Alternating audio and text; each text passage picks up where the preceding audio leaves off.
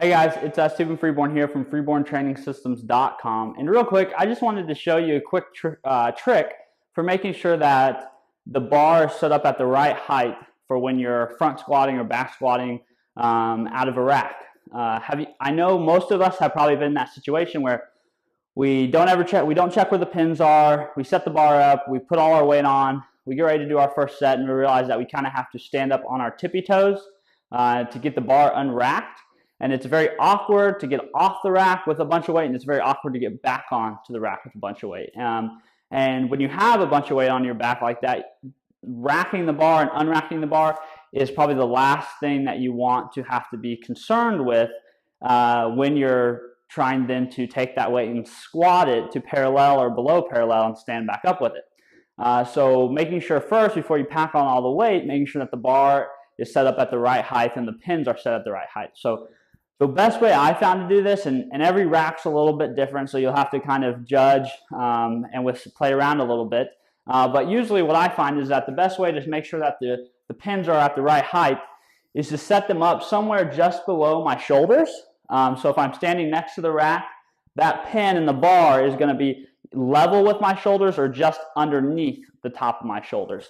That makes sure and lets me know that the highest I need to go to get the bar actually off the pins is simply to get under it and stand all the way up and erect and walk the bar back out.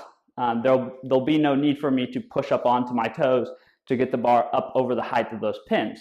So as long as I make sure the pins are set somewhere below where I rack the bar when I squat, which is for me is kind of high on my traps, right on the right across the top of my shoulders, I can make sure that I'm in a good position to not have to mess around with any of the tiptoeing out of the rack that you see or that you've done before, which those of us who have been in that situation know it's a pain in the butt and it really screws with your rhythm at the beginning, at the end of your set. So try that out. Next time you're going to set up for the back squat, all you have to do is approach the rack. If there's a bar or the pins are already set up, put yourself right next to the bar or right next to the pins. Make sure that it lines up someplace just below, maybe an inch or two below where you hold the bar on your shoulders or on your back, whether you're a high bar back squatter or more of a low bar back squatter. If not, adjust it so it's at that level, and you'll have kind of a foolproof way of making sure that you're never screwing around with having to squat down too low to unrack the bar or standing up too high to get out of the rack.